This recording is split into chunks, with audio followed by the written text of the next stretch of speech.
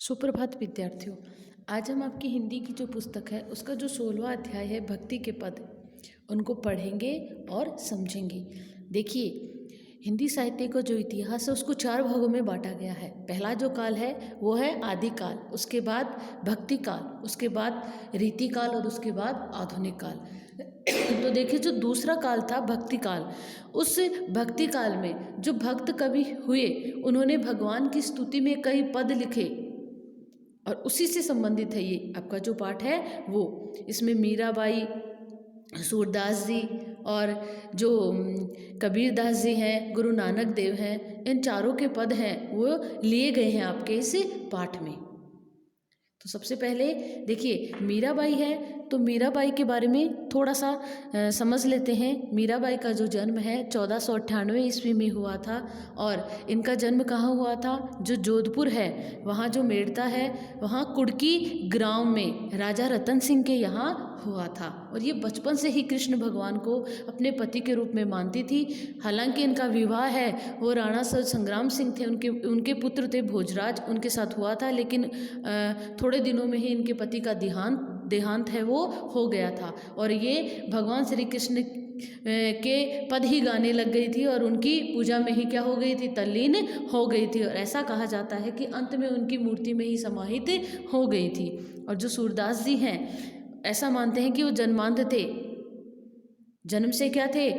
अंधे थे। और वल्लभाचार्य के क्या थे? शिष्य थे। और भक्ति काल में उनका नाम अमर इसलिए है क्योंकि भक्ति काल की जो कृष्ण भक्ति धारा है उसके सर्वश्रेष्ठ कवि, उसके प्रवर्तक के रूप में उनको माना जाता है। और देखिए, जो कबीरदास जी हैं, कबीरदास जी थे ये निर्गुण भक्ति धारा के सर्वश्रेष्ठ कवि थे। इन्होंने सभी धर्मों के जो गलत आडंबर थे उनका क्या किया था? विरोध किया था। और इस पाठ में भी उन्होंने इसी के बारे में बताया है कि ईश्वर मनुष्य के हृदय में निवास करता है, आडंबरों में नहीं। सभी धर्मों की गलत कुरीतियों पर इन्होंने कटाक्ष किया था। और गुरु नानक देव जिन्होंने सिख धर्म की स्थापना की थी। तो आइए, सबसे पहले परिचय। हिंदी साहित्य में कैसी भावधारा है जो समस्त संसार को भुलाकर केवल ईश्वर का गुणगान करती है, जो सिर्फ किसको? सिर्फ ईश्वर के बारे में ही, ईश्वर का गुणगान ही करती है। इसी धारा में हमें भक्ति का आनंद भी मिलता है और ईश्वर प्रेम के रस से अद्भुत शांति भी। भक्ति का आनंद भी और ईश्वर प्रेम से सनी हुई अद्भुत शांति भी मिलती है। इन भक्त कवियों में जहाँ सूरदास और मीराबाई सगुण भक्ति शाखा की कृष्ण भक्ति में लीन है, तो देखिए सगुण, जिसमें गुणों सहित, सगुण का मतलब क्या है? गुणों सहित, यानी ईश्वर है वो क्या करेगा? अवतार लेगा।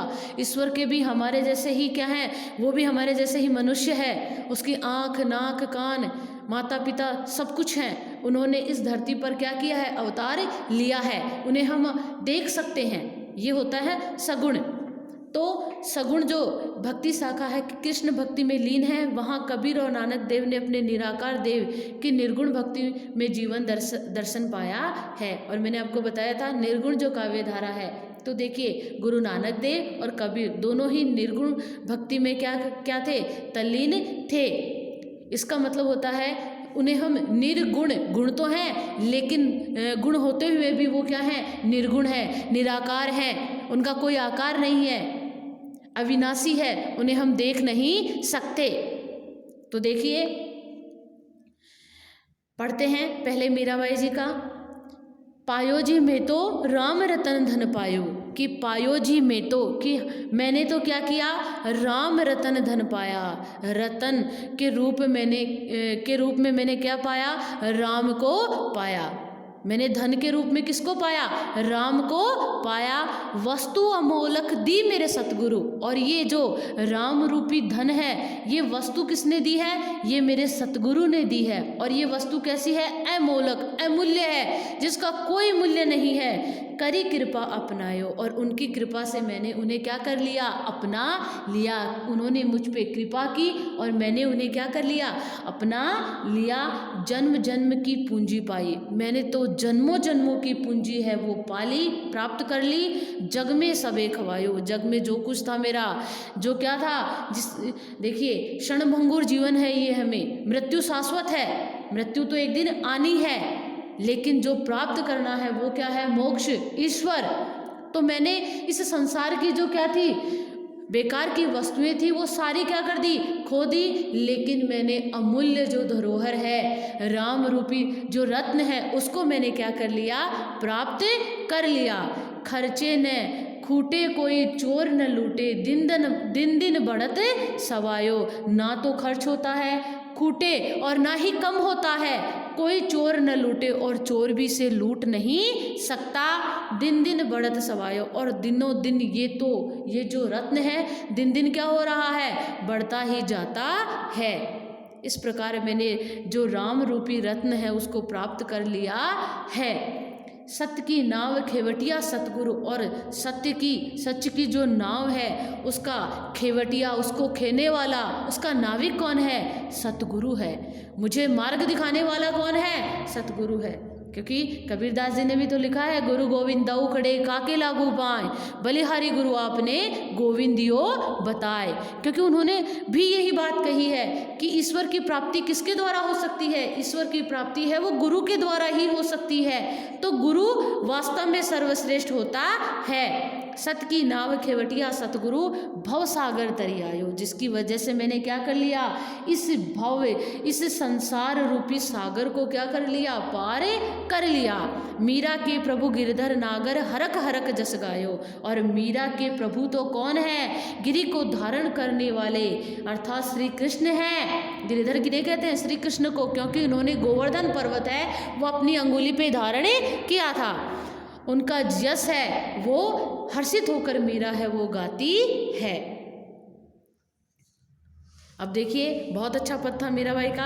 अब हम पढ़ते हैं सूरदास जी का पद, जिसमें जो श्री कृष्ण हैं वो माता यशोदा से क्या करते हैं, कहते हैं कि मैया मोरी मैं नहीं माखन खायूं। हे माँ, श्री कृष्ण को माखन चोर कहते हैं। बचपन में क्या करते थे, वो माखन चुरा चुरा के खाते थे। तो देखिए चोरी पकड़े जाने पर वो क्या कहते हैं कि मैया मोरी, मेरी माँ, मैं नहीं माखन खायो, मैंने मक्खन नहीं खाया। भोर भये गैयन के पाछे, कि भोर होते ही तू मुझे क्या करती है, गैयन के पाछे, जो गाय होती है, क्योंकि ये ग्वाले थे तो इसीलिए तो गोपाल कहते हैं। गायों को पालने के कारण ही तो इन्हें गोपाल कहा जाता है। गैयन के पाछे, गायों के पीछे, मधुबन मोही पठायो, मुझे तो तुमने क्या कर दिया था, वन में पठायो, भेज दिया था। कि सुबह होते ही तो जैसे ही भोर हुई तो मैं जो गायें थी उनको चराने के लिए चला गया था, वन में चला गया था। 4 पहर बंसी बट भटक्यो, सांझ परे घर आयो, और चारों पहर मैं क्या करता रहा, वन में भटकता रहा, सांझ परे घर आयो, और जब सांझ हुई तब मैं क्या हुआ, घर पर आया। सुबह से शाम तक मैं क्या कर रहा था, वहीं पे था, और संध्या के समय मैं घर आया। मैं बालक भैयन को छोटो, और मैं बालक, कि मैं तो बालक हूँ, भैयन को छोटो, मेरी छोटी छोटी बाहें हैं। छीको के ही विधि पायो, और मैंने छीको, जो मतलब क्या होता था, जो हांडी होती थी, मटकी होती थी मक्खन की, उसको क्या करते थे, उसको ऊपर लटका देते थे। जो पात्र होता था हांडी को रखने का नीचे, वो उसको कहते थे छीका, तो उसको ऊपर लटका दिया जाता था। तो वो कहते हैं कि मेरे तो हाथ ही छोटे छोटे हैं, बाहें छोटी छोटी है, मैं तो वैसे ही छोटी बाहों का बालक हूँ। छीको के ही विधि पायो, मैंने इतने ऊपर लटका हुआ जो छीका था उसको कैसे प्राप्त किया। ग्वाल बाल सब बैर पड़े हैं, बरबस मुख लपटायो, और ये जो ग्वाले हैं, जो बच्चे हैं साथ छोटे, और ये जो ग्वाले हैं जो मेरे साथ गए थे गाय चराने के लिए, ये सारे क्या बैर पड़े हैं, मेरे पीछे पड़े हैं, शत्रुता निभा रहे हैं, दुश्मनी निभा रहे हैं। बरबस मुख लपटायो, जबरदस्ती मेरा मुख है, मुंह है, उसको क्या कर दिया, मक्खन से लपेट दिया, यानी मेरे मुंह पे मक्खन है वो लगा दिया, ताकि आप मुझे क्या करो, डांटो। देखो श्री कृष्ण कितनी मीठी मीठी बातें हैं वो कह रहे हैं। जिये तेरे कुछ भेद उपजी हैं, जानी परायो जायो। ऐसा लगता है कि माँ, जिये तेरे हृदय में कुछ भेद उपजी है, कुछ अंतर आ गया है, इसीलिए ऐसा लगता है कि जानी परायो जायो, तू मुझे दूसरी का जाया हुआ मान रही है, यानी किसी और का मान रही है, अपना नहीं समझ रही है। ये ले अपनी लकुटी कमरिया, और ये ले अपनी लकुटी और कमरिया, जिसको वो पहन के क्या करते थे, गायों के पीछे जाते थे लेकर के, लाठी और जो कंबल थी ना वो पकड़ अपनी बहुते नाच नचायो, तुमने बहुत नाच नचा लिया। अब देखिए सूरदास जी क्या कहते हैं, तब बिहसी जशोदा, और यह सुन करके माता यशोदा हंसने लग जाती हैं। ले उर कंठ लगायो, और ले करके उर हृदय से कंठ से लगायो, लगा लिया किसको, श्री कृष्ण को। श्री कृष्ण की इतनी मीठी मीठी बातें सुन करके माता यशोदा ने उन्हें गले से लगा लिया। देखिए श्री कृष्ण कहते हैं कि मैया मैंने मक्खन नहीं खाया, सुबह होते ही तो भोर होते ही तो मैं क्या गायों के पीछे चला गया था, और 4 पहर वहाँ भटकने के बाद संध्या के समय मैं घर आया। मैं तो वैसे ही छोटी वहाँ का बालक हूँ, छोटा बालक हूँ, कहने का मतलब छोटा बच्चा हूँ अभी, जो ऊपर जो चीका है लटका हुआ है मक्खन का, मैं उससे कैसे मक्खन प्राप्त कर सकता हूँ, उसके पास में कैसे, कौन सी विधि से मैं वहाँ तक जा सकता हूँ। ये तो जो ग्वाले थे उन्होंने ज़बरदस्ती क्या किया, मेरे मुंह पे मक्खन लगा दिया और शत्रुता निभाई है उन्होंने। मुझे लगता है कि माँ तेरे हृदय में भी कुछ अंतर आ गया है और तू मुझे किसी और का समझ रही है। ये ले अपनी लकुटी और कंबल, मुझे बहुत नाच नचा लिया। तब माता यशोदा हंसने लग जाती हैं। श्री कृष्ण की प्यार भरी बातें सुन करके वे उन्हें अपने हृदय से लगा लेती हैं। बहुत अच्छा है। अब देखिए कबीरदास जी के बारे में पढ़ते हैं। कबीरदास जी क्या कहते हैं कि मोको कहाँ ढूंढे बंदे, मैं तो तेरे पास में। कबीरदास जी कहते हैं कि मोको यानी मुझे कहाँ ढूंढे बंदे, हे बंदे, हे मनुष्य तू मुझे कहाँ ढूंढ रहा है।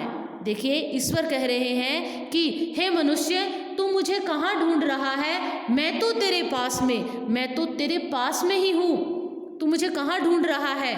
ना मैं देवल, ना तो मैं किसी देवल यानी जो पवित्र स्थान होता है देवालय, हिंदुओं का जो पवित्र स्थान होता है देवालय, मंदिर जिसे हम कहते हैं पूजा का स्थान, वहाँ ना मैं मस्जिद और ना ही मैं जो मुसलमान लोग जहाँ पूजा करते हैं, ना ही मैं मस्जिद में हूँ, ना काबे कैलाश में, और ना ही मैं कहाँ पे हूँ, काबे कैलाश में। देखिए मक्का की जो यात्रा की जाती है, मक्का मदीना की यात्रा की जाती है, तो वो जो स्थान है काबा, वहाँ पे मैं नहीं हूँ, और ना ही मैं कैलाश में, ना ही मैं कैलाश पर्वत पर हूँ। ना तो कोनो क्रियाक्रम में और ना ही मैं किसी क्रियाक्रम में कर्मकांड में हूँ, ना ही योग वैराग्य में, और ना ही मैं योग में हूँ, और ना ही मैं वैराग्य में हूँ। जो वैराग्य धारण किया जाता है उसमें भी मैं नहीं हूँ। यानी ये सब दिखावटी चीज़ें हैं। कबीरदास जी का मानना है कि ये सारे ढोंग हैं, पाखंड हैं, ये सारे ढोंग हैं और पाखंड हैं। उनके अनुसार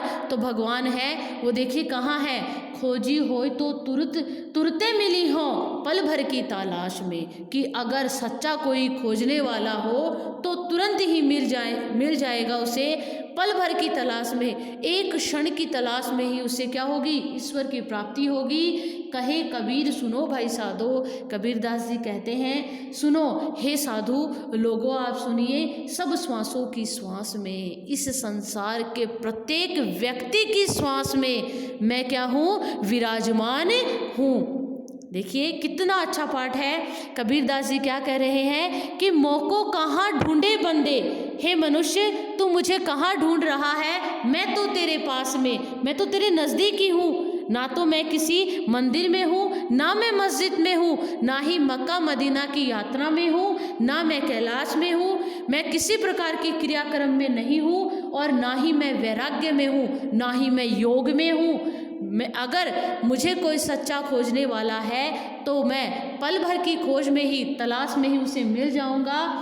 हे कबीरदास जी कहते हैं कि हे साधु लोगों, हे सज्जन पुरुषों सुनो कि प्रत्येक व्यक्ति, इस संसार की प्रत्येक प्राणी की जो श्वास है उसमें ईश्वर है। अर्थात ईश्वर कहाँ है, ईश्वर हमारे मन में है।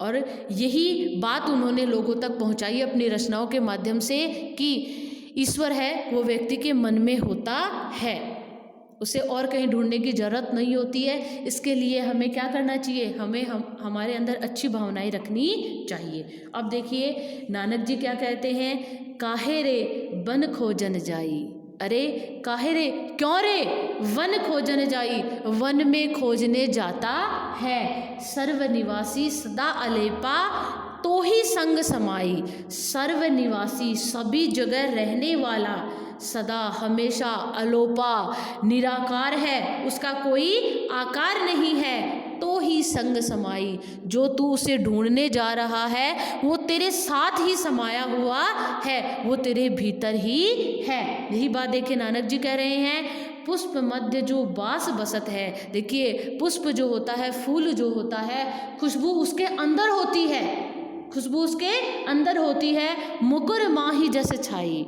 और देखिए पहली बात कि जो पुष्प होता है सुगंध उसके अंदर ही होती है, और जो मुकुर होता है यानी जो दर्पण होता है, माही जस छाई, और दर्पण के अंदर, माही जस दर्पण के अंदर छाई यानी जो छाया होती है, प्रतिबिंब होता है।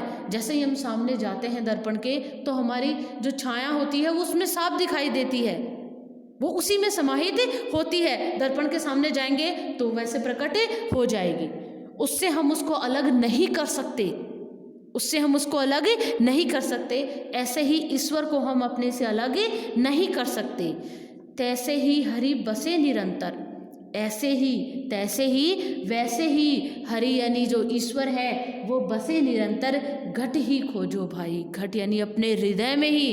हे भाई तुम उसे अपने हृदय में ही क्या करो, खोजो, ढूंढो। बाहर भीतर एक ही जानो, यह गुरु ज्ञान बताई। और गुरु के द्वारा यही ज्ञान बताया गया है कि बाहर भीतर एक ही जानो, बाहर और भीतर इसको एक ही जानो, यानी ईश्वर है वो तुम्हारे अंदर ही है, तुमसे अलग नहीं है, वो बाहर कहीं नहीं है, उसे तुम एक ही जानो। यही ईश्वर ने क्या किया है, गुरु ने इसी का ज्ञान हमें दिया है। जन नानक बिन आपा चीने, मिटे न भ्रम की काई। और भ्रम की जो कालिकता है वो स्वयं को आपा चीने, स्वयं को जाने बिना नहीं मिटती। स्वयं को जब तक हम स्वयं को नहीं पहचानेंगे, जब तक हम हमारे अंदर के अहंकार को मिटाकर ईश्वर को प्राप्त नहीं कर लेंगे, स्वयं को नहीं जानेंगे, तब तक हमारे अंदर का जो भ्रम है वो कभी नहीं मिटेगा। तो देखिए कितना अच्छा पाठ है, आपको अच्छे से समझ में आ गया होगा। इसको अच्छे से सुनना है और समझना है। धन्यवाद।